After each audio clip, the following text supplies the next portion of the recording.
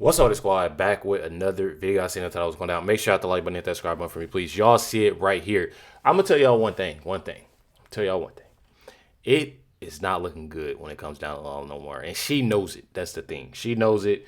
I truly feel like, you know, obviously when it comes down to social media, she's been seeing a lot of things, and she's trying to keep that up to where, you know, you have people that are saying, oh, Ilhan Omar, she's scared, she's nervous, she's panicking, and she's seeing a lot of that. You know, we all, you know, obviously have social media. We all see social media, and we're on it. So she's seeing that, and she's been having, you know, quite the things to say. That I'm gonna be showing y'all. I'm gonna be showing y'all some stuff, you know, that obviously Ilhan Omar has said, you know, that she obviously hasn't said before.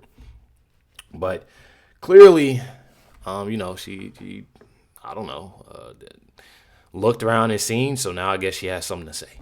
But she was quiet just about a week ago. Got it right here. Minnesota's $250 million feeding our future fraud mastermind, Amy Bach, reveals Ilhan Omar, Tim Walz, and AGK Ellison had to have known about the fraud. And she's saying to hold all of them accountable, and not only time for that deportation. Check it out. I honestly believe Keith Ellison and Governor Walz need to be held accountable. There needs to be an investigation done. If they weren't aware, that's concerning.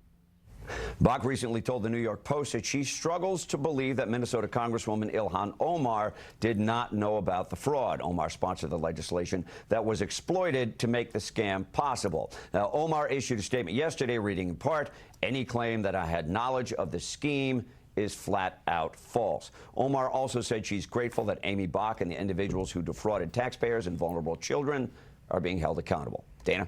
Okay.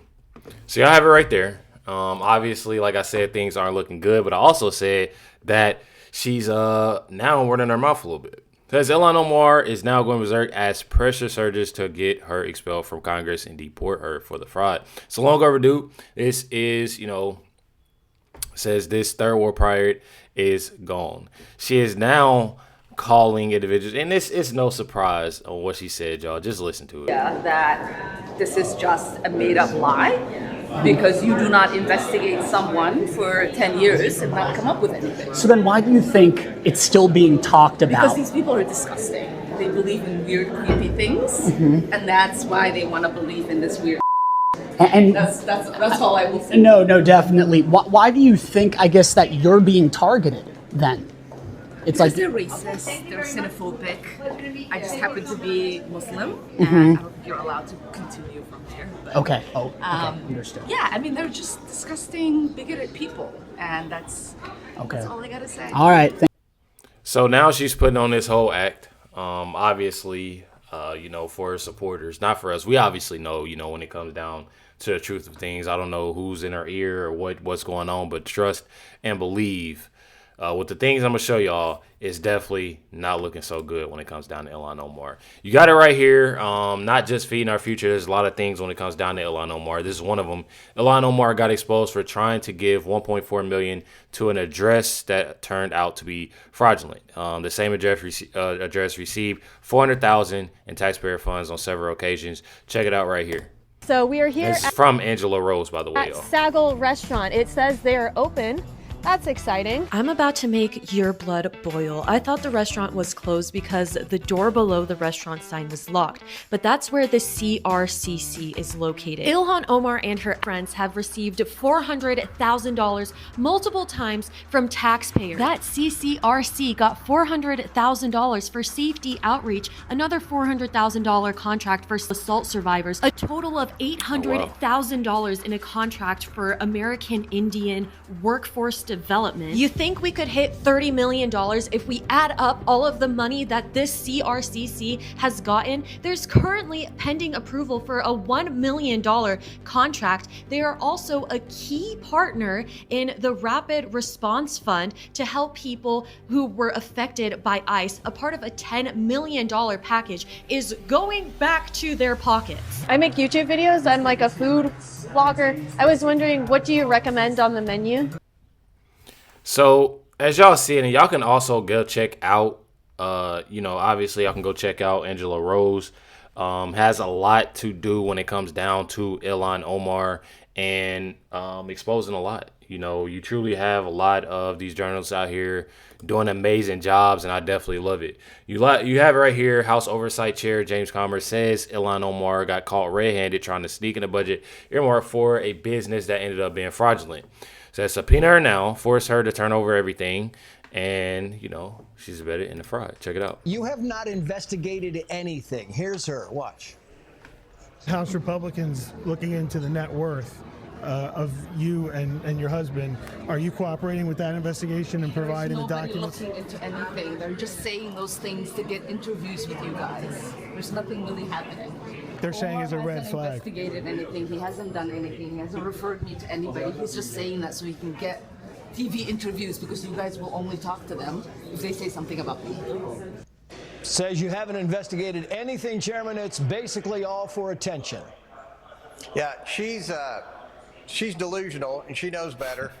She's trying to say she made a mistake on her financial disclosure form. No one makes a $30 million mistake on your financial disclosure form, especially if you don't have any assets. You know, if you're Donald Trump or some very wealthy person, 30 million might be a rounding error. But for someone who alleges now she has nothing, that's a pretty big rounding error. And it all stems around two basic things, the problem she has. First of all, she asked for an earmark for a project that was later proven to be a fraudulent project that was involved in that Somali scam up there. And then secondly, she claimed her assets were huge because of this winery that we know has been shut down that, according to rumors and press reports, was defrauding investors.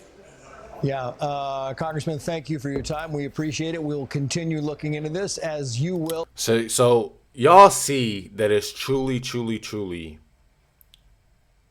getting down to it. And I feel like that's why she's, you know, saying these things and acting out and saying this and saying that, because I truly know that they're really on to her. They're seeing, you know, different. And I truly want them to find as much information. I don't want nothing hidden. I don't want nothing missed. I don't want nothing. I want them to find as much as possible when it comes down to it. Literally have right here, Tom Emmer just exposed Ilhan Omar for being at the center of the Feeding Our Future scandal. Says she sponsored the bill that made it possible. The fraudsters were her own neighbors and constituents. Amy Bach sentenced to 41 years yesterday. Says that, you know, and she says that Omar knew. Keith Ellison was working with Somali fraudsters to block investigations in exchange for campaign donations. Tim Walz let this go on for over 7.5 years. So obviously she knew a lot about it. She created the fund, or people stole from it, and that's what it is. You know, it's corruption. Not gonna lie. Check it out. Last 8 years in Minnesota, and his has run rampant. Ilhan Omar is at the center of the Feeding Our Future scandal. She not only was the sponsor of the bill that created the fund that they ripped off, these are her neighbors. These are the people she represents. And by the way, the people that she was in communication with. You know that Amy Bach, the head of the Feeding Our Future scandal, was sentenced to 41 years yesterday. She has said that Ilhan Omar was aware. Right. And then you look at Keith Ellison. This guy was literally working with Somali fraudsters to frustrate investigations in return for campaign donation. It's been shown, Charlie. And Tim Walz, you can't tell us that he did not know what was going on right under his nose for 7.5 years. I'll tell you what my constituents are asking every day, Charlie. When are these people going to be held accountable? When is somebody going to go to jail for ripping everybody off? And I know that you'll stay on top. And honestly, I'm not even gonna lie. That's the end of that video. But I'm not gonna lie. When it comes down to it, obviously it's more people. So I don't want everybody to go in the comments. Oh well, such and such too, and that person too. Top 3 main people that I want to see when it comes down to the arrest being made. I'm not gonna lie. And when it comes down to Keith Ellison, when it comes down to Tim Walz, Ilhan Omar. Top 3. Make that happen. They gotta make that happen. I'm telling y'all. You got it right here, though. Says Ilhan Omar is now demanding she be indicted by the DOJ. I'm telling y'all, right now what she's doing is that she's playing with fire. So what are your thoughts about J.D. Vance accusing you and saying that they're going to indict you, that the DOJ is going to indict you or come after you? He's been doing that for a while. If they want to indict me, let's see what they've got. I'm telling y'all, just right there, if you look at body language, she's nervous. She's definitely nervous about it. You can definitely tell. You got it right here. This is JD Vance. JD Vance actually posted this on his X account. Says today the task force and the DOJ announced a massive takedown of 2 of the largest Medicaid fraud cases in Minnesota state history, as well as the largest autism fraud scheme ever charged by the federal government. Our message is simple. If you're committing fraud, we will find you, and we won't rest until justice is served. Definitely something that we want to hear. Just like all of you, I was shocked last December when I watched Nick Shirley's bombshell investigation of migrant fraud in Minnesota, which called attention to the now infamous Quality Learning Center instead of learning and other schemes across that state. This morning, the ringleader of the $250 million Feeding Our Future fraud scheme in Minnesota was sentenced in federal court to over 40 years in prison, bringing justice to the countless school children and families she had scammed. And on top of that, today, federal law enforcement launched a massive raid in Minneapolis. Across the city, agents have arrested 15 people for suspected fraud that amounted to $90 million. This includes 2 of the largest Medicaid fraud cases in Minnesota history, as well as the largest autism fraud scheme ever charged by the U.S. federal government. With this action, we're bringing justice to some of America's most vulnerable citizens and justice to the American taxpayer. In 2018, Minnesota tried to provide housing services for the homeless. They estimated that the cost of the program would be $2.5 million a year. By 2024, the program had exploded to $104 million annually, and almost all of it was because of fraud. As a result, the state had to shut down the program and can no longer provide those services to Americans in need. So we've got homeless veterans sleeping on the streets because fraudsters got rich. But it's not just the homeless who are the victims of these fraudsters. The victims in the cases announced by DOJ today also include disabled Americans who rely on community support to live full, independent lives, and citizens for whom defrauding such programs is literally a matter of life and death. In one of the most horrifying cases charged today, a recipient who needed 24-hour care was supposed to be receiving exactly that through a Minnesota Medicaid benefit program. But he received nothing. No care, no services, nothing for months on end. And then he went quiet. For 2 days, a neighbor tried to check on him, knocking on his apartment door. Nothing. Shortly after, he was found dead. Wow. One day before this man died, the fraudster in question had tried to bill for the non-existent services. The services that if they had been provided, this man might actually be with us today. To get rich off taxpayers, even at the cost of others' lives. One thing about it though, God sees all.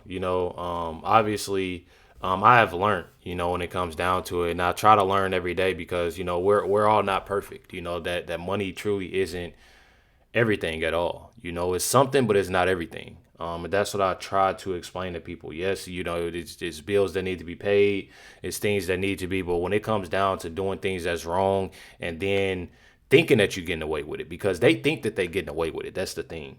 When it comes down to theft and this, that, and the other, God is seeing it. God is definitely seeing it, and I truly cannot wait.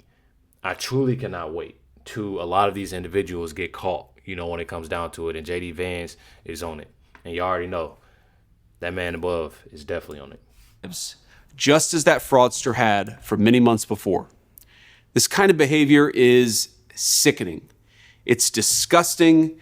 It's an affront to all of us as Americans. And today we're saying clearly, no more. Our message is simple. If you're committing fraud, our task force will find you. We'll come after you, and we will not rest until justice is served. Don't defraud the American taxpayer. Don't get rich by trying to steal from them, or we are going to come after you until justice is served. That's our promise, and we're going to stick to it. I love it. I definitely love it.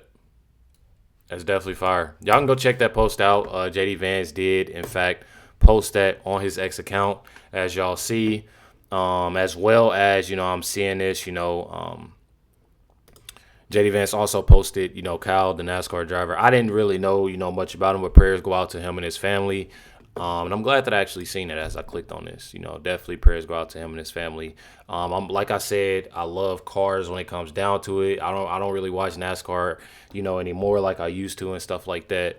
But one thing about it, sending my love, my condolences, to his family, and his friends, and definitely the fans out there. Most definitely.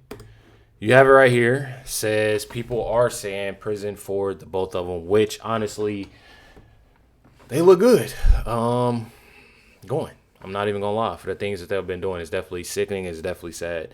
Y'all let me know your comments down below what y'all think about this. Hit that like button, hit that subscribe button for me, please. Catch y'all next one.